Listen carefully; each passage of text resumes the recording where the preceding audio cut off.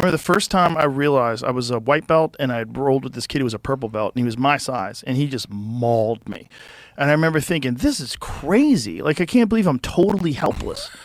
Like, I thought I had this delusional idea, like, I know how to fight. I'll fucking figure this out. This ain't that big a deal. It's not that much different from Taekwondo or kickboxing. Like, delusional. I got strangled over and over again by everybody. But this one guy in particular, he just was murdering me. And I remember thinking, I got to learn this.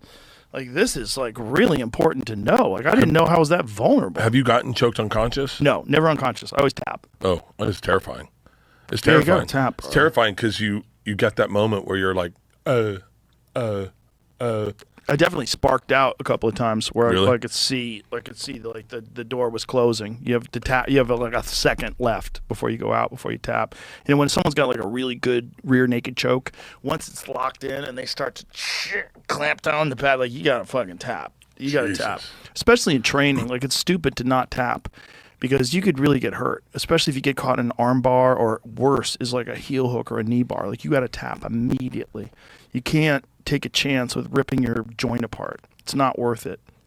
Fuck that. And I had a lot of injuries from not tapping in time. I had a bad Kimura injury on my elbow. My friend Brent caught me in a Kimura, and I couldn't believe that he got it. I was like, because I usually get him. And I was like, I am going to get him. And then he got me. I'm like, oh my God, he got me. This motherfucker got me. And I didn't want to tap. And I was trying to work my way out of it and work my way out of it. And eventually I had to tap, and I was like, oh, I fucked my elbow up. And I couldn't do chin-ups for like 3 months. Really? It was brutal. It was horrible. Every time I do a chin-up, I had agony in my left elbow. Do you still roll? No.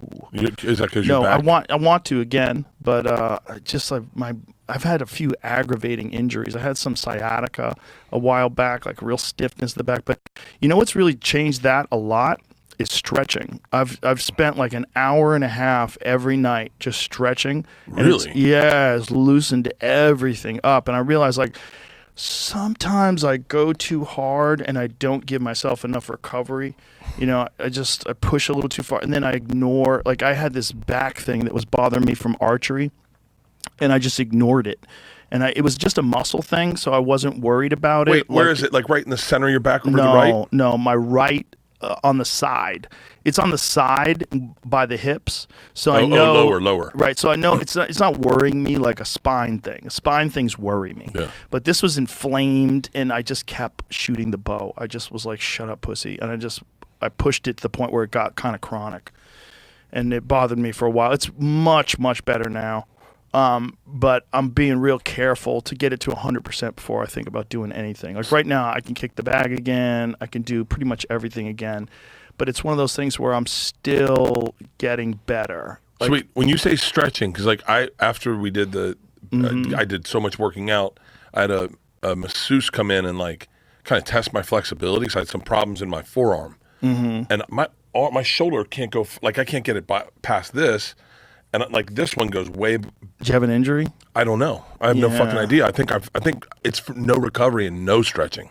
I do no stretching. Benching's rough on the elbows, or the shoulders rather. Yeah. Benching can get rough, especially if you bench heavy. Especially when you watch. Have you ever seen the dudes snap a fucking? Oh yeah, I have seen that. Yeah. That's all I was thinking about. It pops off and then you're fucked. You know Cody Rhodes? No. Cody Rhodes is the WWE champion.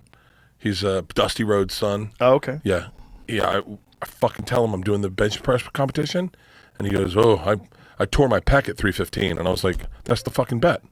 And he was like, "Oh, you don't even see it coming. Look at his pec." Oh, Jesus Christ! He goes, "It felt like Velcro. You just heard."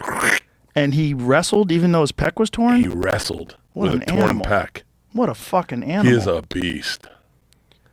Jesus Christ, that's crazy. Yeah, he did. We did Go Big Show together. His dad was the best. Hell in a cell with a torn pec.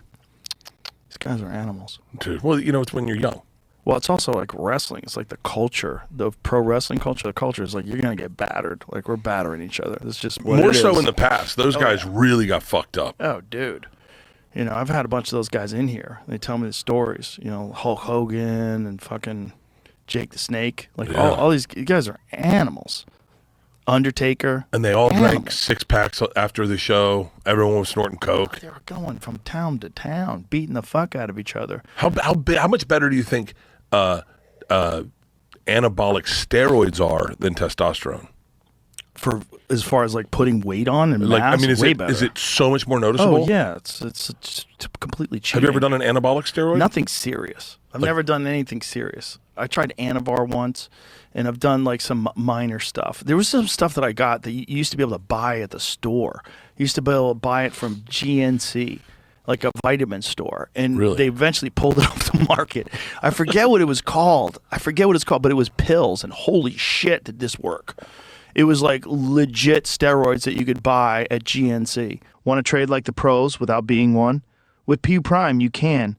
Whether you're into Forex, stocks, crypto, or commodities, PU Prime gives you access to 200 plus trading instruments, ultra low spreads, and lightning fast execution, all on an award-winning platform. Now with copy trading, no time to track the markets. With PU Prime's copy trading, you can automatically mirror the trades of top-performing experts, giving you the chance to profit like a pro, even if you're just starting out. Why choose PU Prime? Fast execution and ultra-low spreads. Stay ahead of the game. Leverage up to 1/500. Maximize your potential. Copy trading. Let the experts trade for you. 24/7 support. Help when you need it. Trusted by 1 million plus traders worldwide. Ready to trade smarter? Click the link in the description and start with PU Prime today, where every trade counts.